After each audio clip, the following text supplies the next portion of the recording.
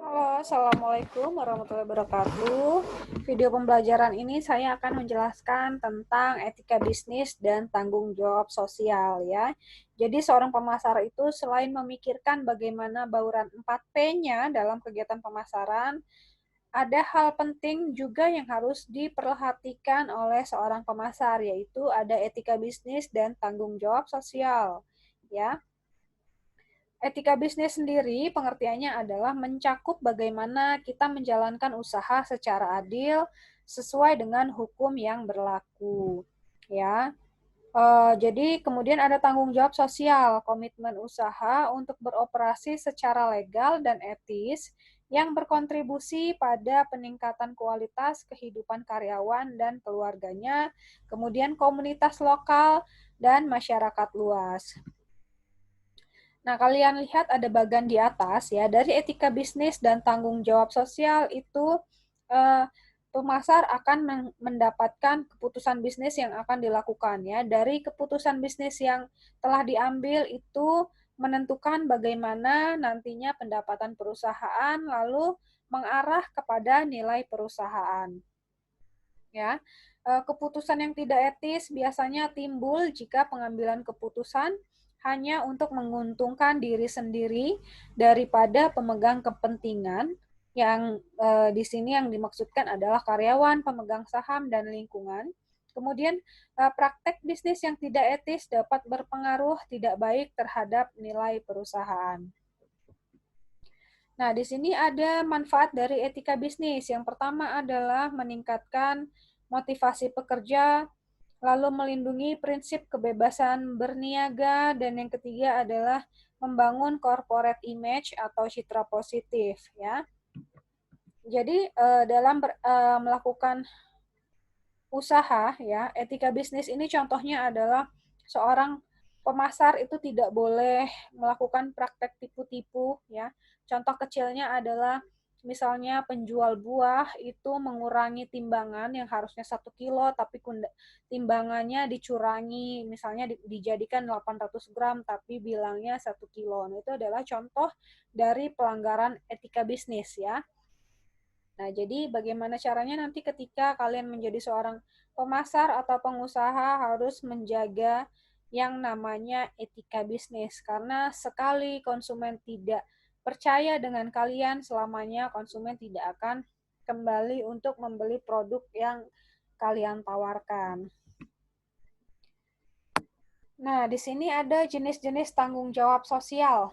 Ya, yang pertama adalah tanggung jawab kepada pelanggan, kepada karyawan, kepada pemegang saham, kepada kreditor, kemudian kepada lingkungan, dan kepada komunitas. Nah, di sini adalah jenis-jenis dari tanggung jawab sosial. Yang A ada tanggung jawab kepada pelanggan. Tanggung jawab kepada pelanggan ini jauh lebih luas daripada hanya menyediakan barang atau jasa. Perusahaan mempunyai tanggung jawab ketika memproduksi dan menjual produk.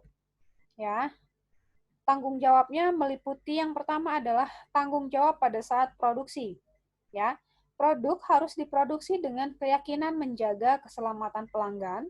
Kemudian label peringatan harus ada guna mencegah kecelakaan karena salah dalam penggunaan dan adanya efek samping. Lalu yang B adalah tanggung jawab penjualan. Ya, perusahaan itu tidak melakukan strategi penjualan yang terlalu agresif atau iklan yang menyesatkan. Kemudian perlu adanya survei kepuasan pelanggan di mana yang bersangkutan diperlakukan sebagaimana mestinya. Nah, di sini ada cara menjamin tanggung jawab sosial kepada pelanggan. Yang pertama adalah menciptakan kode etik, yang kedua memantau semua keluhan, dan yang ketiga adalah memberikan umpan balik kepada pelanggan. Yang B di sini ada tanggung jawab kepada karyawan. Bagaimana caranya? Yang pasti yang pertama adalah perusahaan itu harus memberikan rasa aman kepada para karyawan, kemudian perusahaan memperlakukan karyawan perlakuan layak oleh karyawan lain Ya, jadi ada perlakuan layak antara sesama karyawan, kemudian yang ketiga adalah kesempatan yang sama. Nah, jadi di sini ada cara perusahaan meyakinkan tanggung jawab kepada karyawan. Untuk meyakinkan bahwa karyawan menerima perlakuan yang layak, beberapa perusahaan ini menciptakan prosedur keluhan untuk karyawan yang merasa bahwa mereka tidak diberi kesempatan yang sama. Ya, kemudian keluhan ditangani oleh seseorang atau departemen atau bagian atau seksi yang ditunjuk oleh perusahaan. Jadi intinya adalah setiap karyawan dalam suatu perusahaan itu memiliki kesempatan yang sama, ya, memiliki kesempatan yang sama untuk menaikkan jenjang karirnya, untuk mengikuti pelatihan. Jadi intinya semua karyawan diberikan kelayakan yang sama seperti itu. Nah, kemudian yang C adalah tanggung jawab kepada pemegang saham. Perusahaan ini bertanggung jawab untuk memuaskan pemilik atau pemegang saham. Caranya adalah manajer perusahaan memonitor keputusan perusahaan untuk meyakinkan bahwa mereka membuat suatu keputusan untuk kepentingan pemilik, gitu ya. Jadi kemudian yang kedua adalah ada gaji karyawan dikaitkan dengan kinerja perusahaan. Dalam hal ini, karyawan tinggal memfokuskan pada memaksimalkan nilai perusahaan. Yang D, ada tanggung jawab kepada kreditor. Jika perusahaan ini mengalami masalah keuangan dan tidak dapat memenuhi kewajibannya, harus memberitahu para kreditor. Biasanya kreditor ini bersedia memperpanjang jatuh tempo pembayaran serta memberi advice atau masukan dalam mengatasi masalah keuangan. Yang E, ada tanggung jawab sosial kepada lingkungan, ya. Pencegahan polusi udara dengan cara peninjauan kembali proses produksi. Kemudian pencegahan polusi daratan dengan cara peninjauan kembali proses produksi dan pengemasan, serta menyimpan dan mengirim barang sisa beracun ke lokasi pembuangan. Nah, yang terakhir di sini ada tanggung jawab sosial kepada komunitas ya. Ini sering saya bahas ya.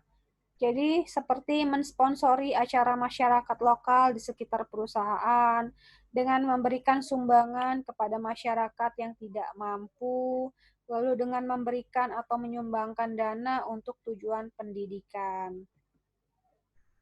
Nah, itu saja yang saya sampaikan.